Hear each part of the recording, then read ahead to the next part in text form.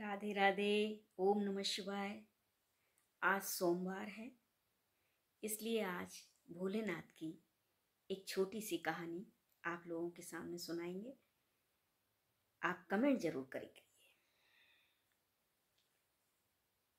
एक गांव में एक शिवम नाम का दूध वाला रहता था। वह डेली अपनी गाय और भैंसों का दूध बेचने के लिए पूरे गांव में जाया करता था। जब गांव से दूध बांट के आ जाता था तो थोड़ा सा दूध उसका बच जाता था। वो जाके भोलेनाथ को भोले जी के मंदिर में, शिव जी के मंदिर में चढ़ा देता था। ये उसका डेली का नियम था। एक दिन उसके दोस्त मंगल ने उसे देखा और उससे बोला कि तू दूध डेली भोलेनाथ पर चढ़ा देता है, अगर तू इस दूध को दही जमा कर बेच दे तो तेरे पास खूब पैसे आएंगे। तो शिवम बोला कि नहीं, मैं भोलेनाथ को अपना पिता मानता हूँ और पिता का ही जानकर मैं उनकी सेवा किया करता हूँ। मैं उनके हिस्से का दूध किसी को नहीं बांटूंगा।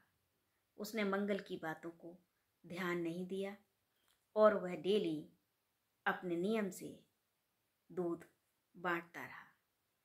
उसका नियम काफ़ी दिनों तक चलता रहा। एक दिन की बात है कि गांव में बहुत तेज बारिश होने लगी। बारिश में शिवम दूध बांटने के लिए कैसे जाता? वह बहुत परेशान था। कह रहा कि अब मैं दूध बांटने कैसे जाऊं? फिर उसने बाद में सोचा कि मैं ये सारा दूध भोलेनाथ को ही चढ़ा देता हूँ। वह भोलेनाथ के मंदिर में अपनी दूध की टंकी लेकर चला गया। पंडित जी ने देखा तो पंडित जी बोले कि इतना सारा दूध तुम चढ़ाओगे, ये फालतू में वेस्ट होगा। अगर तुम मेरा कहना मानो तो इस दूध की खीर बनाकर भोलेनाथ का भोग लगाकर और सारे गांव में बांट दो तो तुम्हें बड़ा पुण्य मिलेगा। उसको पंडित जी की बात समझ में आ गई।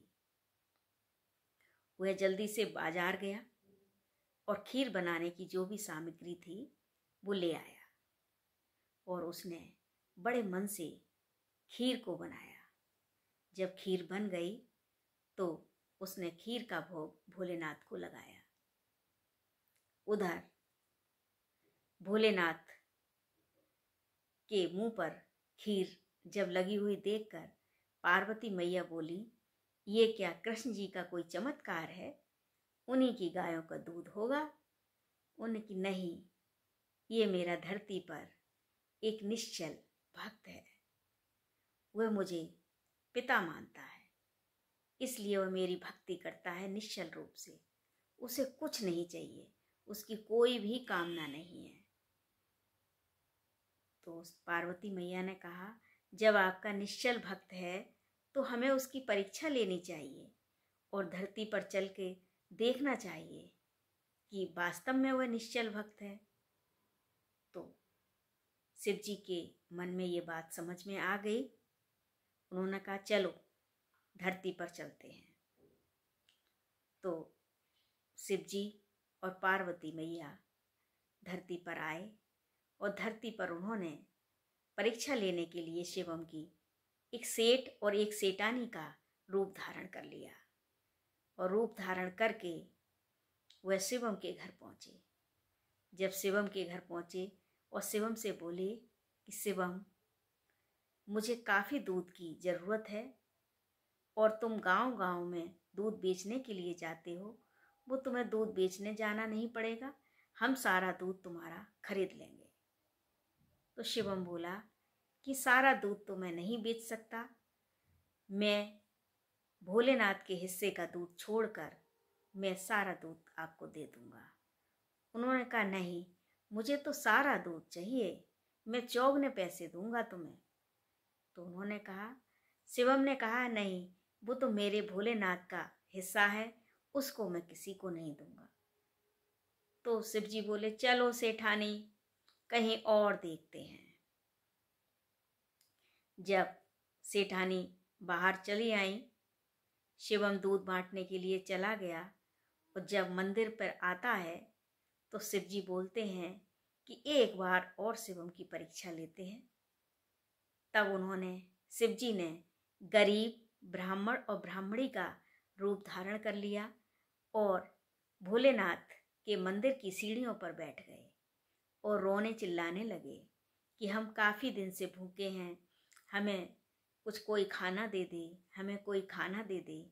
इसी बीच में शिवम मंदिर में आता है और उन्हें देखता है। उस दिन से वह डेली भगवान भोलेनाथ के लिए खीर भी बनाने लगा था। खीर और दूध का भोग लेके आता है। तो वो कहते हैं बहुत भूखे हैं, तो शिवम अपनी खीर और दूध उनको दे देता है।